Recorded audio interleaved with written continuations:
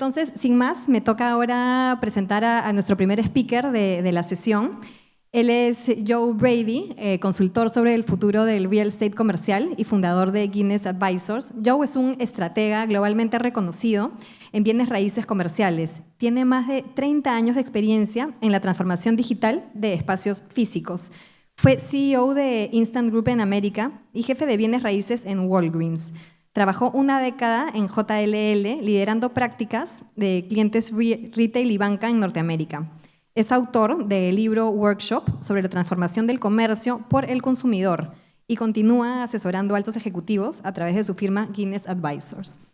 Un lujo, en verdad, contar con Joe Brady en este WORKTECH 24. La charla que va a compartir ahora con nosotros es la transformación del mercado inmobiliario comercial impulsada por el consumidor. Esta charla es auspiciada por Stool y le brindamos un fuerte aplauso a Joe para que pueda dar inicio con su ponencia. Mil gracias. Muchas gracias. Hello. I am honored to be here. I thank Victor and Contract Workplaces. Today is an important day. The fellow speakers we have are going to talk about very important things, talking about the future of work. All of us are involved in commercial real estate, but buildings don't work without people. And so today, hello Lima. Buenos dias. Today we're going to delve into some really interesting topics. But first, some questions. How many of you have a smartphone on you? Wow, who forgot their phone? How many of you have ordered something online, Amazon or Mercado Libre, in the last month? Okay. And how many of you have worked from home or a flexible office space in the last month? Okay. All of these things were not possible, for the most part, 20 years ago, because we didn't have this. We also didn't have people walking around like this in every street, right? In every airport, which was crazy. So what we're going to talk about today are some observations that I've made in 35 years of working in the commercial real estate business. I grew up on the retail side of the business, working with some large retailers like T-Mobile USA. I was the head of real estate for Walgreens, which had 9,000 stores, 150 million square feet, and an annual budget of $4 billion US. When I arrived, they were managing the real estate on an Excel spreadsheet. So think about that. It was a lack of technology that needed to come to the fore. Right before the pandemic, I left retail and joined a company called the Instant Group, where I was the CEO of the Americas. I worked very closely with Victor and Contract Workplaces. And during the pandemic, it occurred to me that everything that was happening in office had already happened in retail. And so I'll talk a little bit about that in some of my observations. Now, I'd love this quote for those of us who are in commercial real estate. The future does not fit in containers of the past. And we should take that to heart. Now, what are we going to talk about? I became fascinated with accelerating technology and how the consumer was changing, how the consumer was interacting with retail, how they were interacting with work, and what that impact meant for the physical environment, for real estate. And why is this important? Well, healthy communities are at stake. In the United States, where I'm based, There are many cities now that are having very difficult problems. In certain portions of those cities, San Francisco, you hear about Chicago, where I lived for 30 years. New York's doing better than most, but there are some challenges. So let's go into where we've come from. And my distinguished colleagues will be talking more about technology later today. But I just think it's important to really get a baseline in how fast technology has accelerated. And when you think about changing technology, we should be looking at platform shifts. Platform shifts are significant changes in technology which create more efficiency, more productivity at a lower cost. And so way back when, starting in the 1400s, we had the printing press, which really started to change things. 300 years later, we had the mechanized loom. 100 years later, we actually had the IBM mainframe, which was in a room about this size, right? 50 years on, we're into laptop, and then about 10 years after that, we have that iPhone, and things continue to progress. Why are they progressing? Who here has ever heard of Moore's Law? Anyone else? Okay. So this is the engineering lesson for today. In 1964, Gordon Moore, who was one of the co-founders of Intel, had an idea. And as he was designing chips, he posited that the number of integrated circuits on that chip would double every 2 years, and the cost would be reduced in half. Now, some argue, is it 2 years or 18 months? Let's stick with 2 years. So, if you double power and reduce the cost in half, double power, reduce the cost in half, and you do that over 60 years, you get this near exponential curve. And if you look at the revenue of Amazon, the curve looks exactly like that. So we are accelerating. The question is, has commercial real estate kept up? Just to prove the point, as you think about the amount of time it took for 100 million users to adopt a particular technology, you see we go from the telephone of 51 years to the cell phone of 16 years. Facebook took 12 years, but Pokemon Go only took 1. And that moved to TikTok, and we're now into months of 9 months. ChatGPT 4 was 2 months, and then Threads was only 5 days. So we were accelerating. As we think about what the consumer was going through, if you go back to agrarian days, the consumer had no power. The farmers were basically dependent on the barter system. They had to work when the sun was up, and that was quite interesting. And as we moved into the factory workers, they were able to spend locally. So we went from the farm to the factory, and then we moved on to office workers. So the consumer started gaining a little bit more power, didn't they? They were able to exchange money and ideas and have more of a say. But now we're in the iPhone era, and that iPhone era has given massive power to the consumer. Now, as we think about from a retail perspective, during the pandemic, there was a spike in spending. That makes sense, doesn't it? What's really surprising is that number came down a bit, but leveled off. And what the consumer was saying is she was voting with her wallet. And the retail side of things, she was determining what was relevant. and she was voting with her wallet.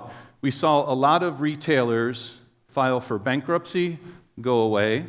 We saw a lot of retail real estate, go away over the last 10 years because the consumer started to gain more power. So, what was the impact on the built environment? Well, again, as we talked about, going from farm to factory, there was an interesting development that happened. We saw urbanization as time continued post-World War II, particularly in the United States. We saw the suburbs starting to expand. We saw the car culture happen. And so, but real estate basically had a very difficult time keeping up with the consumer. So what's happening today? On the retail side, in the last 10 years, we've seen over 100 million square feet taken out of the supply in the United States. Where did it go? It was either demolished, it was converted to apartments or co-working or to gyms, a whole host of different uses. But over the last 10 years, we've seen that happen. And there are lessons that we can learn from retail, particularly for the office asset class. 50% of leases in the United States will expire at the end of 2025. And there are $2 trillion worth of debt associated with those assets. Now, no one knows what's going to happen. We often know that the debt will be, what's the term, kick the can. You know, the banks will extend. But it will be very interesting to see how occupiers, are there any occupiers, any corporates in the room who make decisions on space? Yeah. Be very interesting to see how those decisions are made because people are using space differently.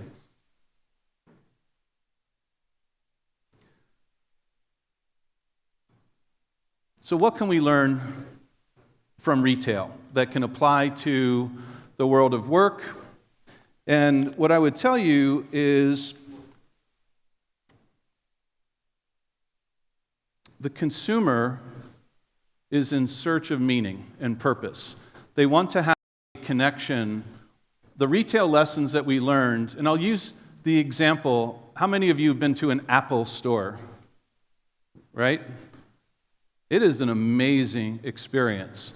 Apple, a little computer maker who made a cell phone, created these retail stores where people will go online and register to go in and spend lots of money. They will go to the Genius Bar. They will take stickers that come in the boxes and put them on their computers, even though it already says Apple. They will put stickers on their cars just to signal that they get it and that they're part of the Apple ecosystem, right? That is profound. In the United States, mall operators report sales on a per square foot, per square meter basis.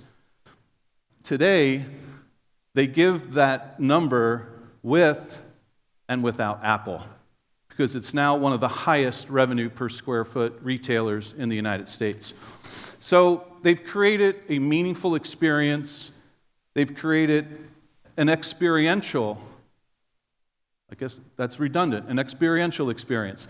But it's vitally important that Apple engaged in this massive simplicity, this beauty of art, this vision that Steve Jobs had. And there's an architect named Norman Foster and Associates, based in London. He's designed every Apple store, brilliant man. He obviously has done some extraordinary office buildings as well. The Gherkin in London, Daniel, I know you know that one. And so I found it so interesting that when J.P. Morgan decided to rebuild their world headquarters at 270 Park Avenue in New York City, they tapped Norman Foster. And so for the biggest bank in the world, what did they do with one of the most iconic addresses? Well, the building is coming out of the ground, it's been topped off, and the first 2 floors are completely see-through. It's almost as if there's a park that's taking up the entire city block. It's extraordinary. J.P. Morgan wants people to come to that space, and so there has to be beauty in that space. The other thing that we learned about from retail is things have to be Instagrammable. There was an article in the Wall Street Journal yesterday that for the first time this year, Gen Z will outnumber the baby boomers. Do those different terms resonate in terms of generations? Yeah? So, Gen Z will outnumber baby boomers for the first time. And we know that those individuals are looking for purpose. So, now what? So who has the power? This is where it gets interesting. And this is homework, by the way.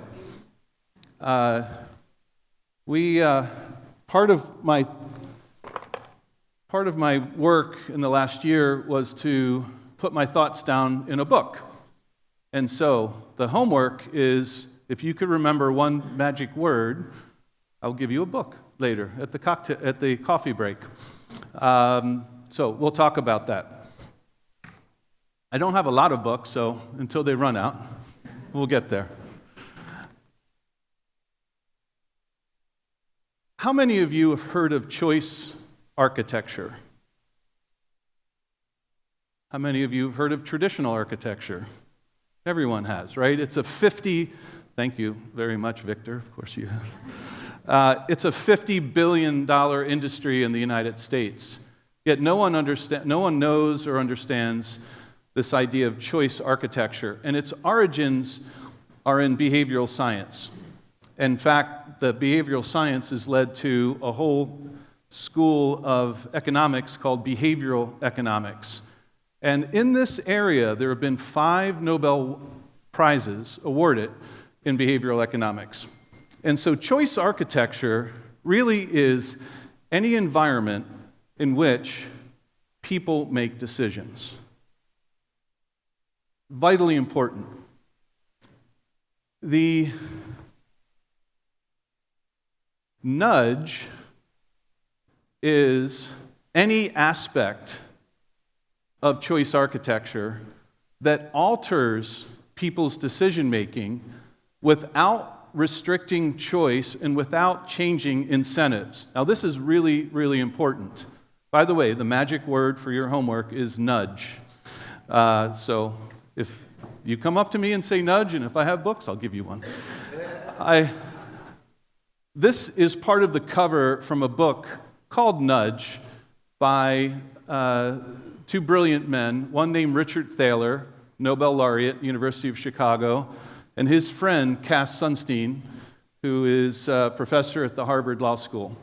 And they pick up on the work of Danny Kahneman and Amos Tversky, that those two really pioneered this idea of behavioral economics.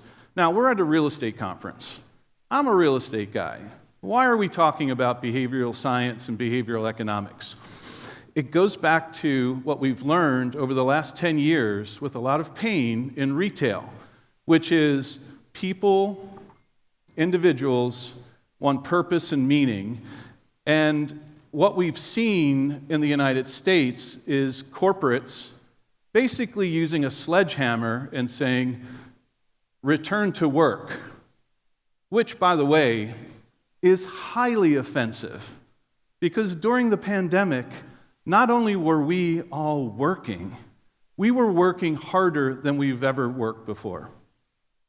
Microsoft did a survey of 20,000 individuals.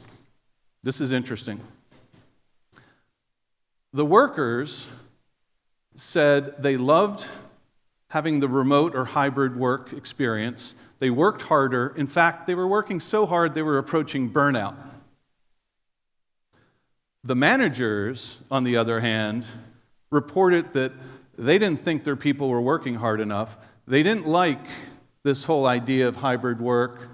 because they couldn't see the individuals. And so you have this whole disconnect between leadership and workers, which is terrible. And so what we're seeing is this sledgehammer. We're seeing these return to office mandates. And mandates don't work. It doesn't make sense to hire an adult and then treat them like a child, particularly in what we call the new collar economy, right? Where your ideas are not about productivity, because that's what we did in factories. Outcome is about effectiveness. How does the work we're doing impact the bottom line? If I send 100 emails tomorrow, I could tell my boss, I sent 100 emails, therefore I was productive. But if they didn't amount to anything, kind of a waste of time.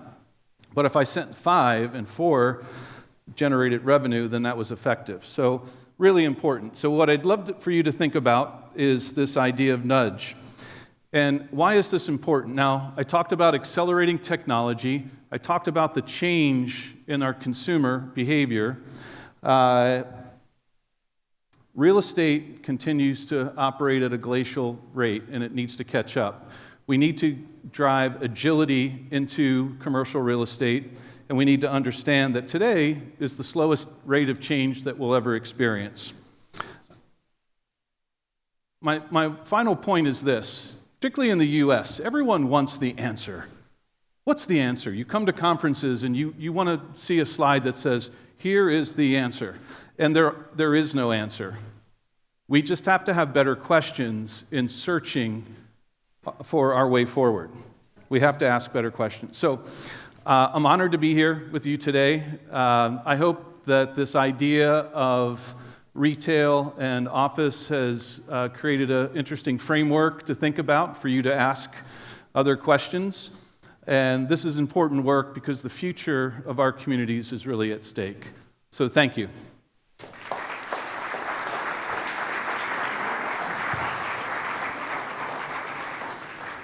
Question? Thank you, Joe. This was so interesting. Thank you so much for your time and for these explanations. I empathize with the retail experience. I also come from more than 10 years working in retail. Excellent. So, sí, I can empathize with the business. And then, well, to remember, hacerles recordar que tenemos la red de Wi-Fi para que se puedan conectar y puedan hacernos las preguntas por el Slido. Joe, now it's a time for you to get some questions from the audience. And here are some of the questions. We're going to give it a minute so that people can vote. Maybe they want one better than the other one. I have a question though. Yes. I wanted to ask, you talked about Instagrammable spaces, ¿no? Or in Spanish, espacios instagramiables. No sé si han escuchado de los espacios instagramiables, ¿no? Yo viniendo del retail, siempre decían, ¿no? Si hacemos un evento, una activación, tiene que haber un espacio instagramiable, ¿no? I don't know if you could elaborate a little bit more in this concept of having spaces that are Instagrammable. Mm-hmm. Instagrammable, that's the... Sí, yeah. Sí. So, I'm sorry, the question is... What are these spaces and why, because they didn't exist before, no? And why do we need them? Yeah, in this whole notion of purpose and meaning is tied to place as well. And so we see in retail, whether it's the Apple Store or whether it's a very famous mall like the Grove in Los Angeles, people want to have their selfies taken and they want to put it out there because it increases their self-worth, right? They're cool. I've been there. And they want to mark the fact that they've been there. And so what we're seeing now, I mean, many buildings, 75% of the buildings in New York City were built before 1964. That's when the IBM mainframe came out. They're functionally obsolete. So no one's taking selfies with those buildings. But at One Vanderbilt, which was built right next to Grand Central Station in New York, highly Instagrammable. People want to be associated with that. Perfect. See, I think it also has to do with like generations as well, no? That maybe baby boomer doesn't have this like rush to take a picture there, but a Gen Z will certainly do, no? Yes, Sí. exactly. Thank you.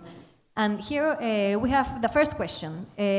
Which would you say are the key areas that we need to focus on in order to have a good performance in the future of work? Oh, that's a hard one. I think we have to listen better. In retail and in office, our employees, or if you own real estate, our tenants, are telling us everything we want to know. And the question is, are we listening? I use this analogy of the ribbon cutting, right? So Victor builds a beautiful space and the company comes in and there's pomp and circumstance. You cut the ribbon and then everyone thinks their job is done. I believe that's when the job starts, because we don't know how individuals are going to react to a space. We built, when I was at the Instant Group, we built GSK's U.S. headquarters that was split between two cities, Durham, North Carolina, and Philadelphia. And I remember in Philadelphia, we put sensors in the ceilings all around. It was a company called XY Sense. They did a fine job. And we had 18 different vignettes within the space itself. And we measured how those individuals used the space. And out of the 18, 4, no one used. So within 3 months, we took those out, and we replaced them with spaces that people were actually using. So the future of work really requires a lot of work for those who are focused on workplace. And like I said, the tenants and the employees are telling us everything we want to know. We just have to listen. Thank you so much. I love the concept of usability. I don't know, like the corner office isn't of the like biggest manager, but it's of the people who are using it, no, like in the day-to-day, no. So the concept of space, no, is related to the person who's getting advantage of it, no. So I like that very much. It's more like fair, no. Yes. We have another question. How is the artificial intelligence getting integrated with the implementation of new space offices? How is the... how can we integrate artificial intelligence in the creation of I can't space? answer that because there's some brilliant speakers who are coming up. So we'll go to next. Perfect. Do you think people miss the office? Like, do they want a pre-pandemic office, or they want something different, something new? People need gathering places, and so as leaders, we need to provide an ecosystem of places where people can come together and gather. Do you need to be Monday through Friday, 9 to 5, 9 to 6, every day to build culture? The answer is no. But you need to have an ecosystem of places available to employees, and I think that's very important. And again, if you have your hub office, and if you have satellite offices, and you also complement those with flexible workspace, and then you measure and see how your workers are using that space, you'll know if you need a permanent space somewhere else. But you do need to have places. And what I would say, my last thought here is, you have to curate what's happening in the office today. On-site is the new off-site. On-site is the new off-site. I think also, like from an HR perspective, no, people need a place to collaborate, no, a place where they can do like their strategic planning, where they can brainstorm, no, and I think hybrid is the solution, no, mostly than one permanent solution, no, or like inside or no office, no. Exactly. Thank you so much. I don't know if we have time for one more question. No, I think time's up. Or one more question. Yes. How can our retail industry inject more agility in the office spaces? That's interesting. Lessons from retail? Yes. Yeah. Retail is very agile. I think it goes back to having that purpose, that matter of place. I'm getting tiled up here, sorry. I think it's important, what we learned in retail is that there's a term called omni-channel, or let's call it hybrid retail. For 10 years, all of us included, we as individuals have been voting with our wallets in how we spend money. And it's not necessarily one or the other. In fact, research has shown that when a retailer puts a brick and mortar location in an area, the online sales in that area go up 6 to 8%. Now, conversely, if that retailer closes a brick and mortar location, online sales go down 12 to 14%. So my argument, particularly in the book, is that hybrid retail is the flip side of the coin of hybrid work, because we now want to engage in work in that same way. Some days we'll come into the office when it makes sense. Some days we have hard work to do and we'd rather just be at home. I'd rather see my kids in the morning. I'd rather not commute 3 hours a day, right? And so it really is that hybrid, and it has to make sense to come into the office. I think also, thank you so much, and I think also there's this concept that comes along, no, of flagships.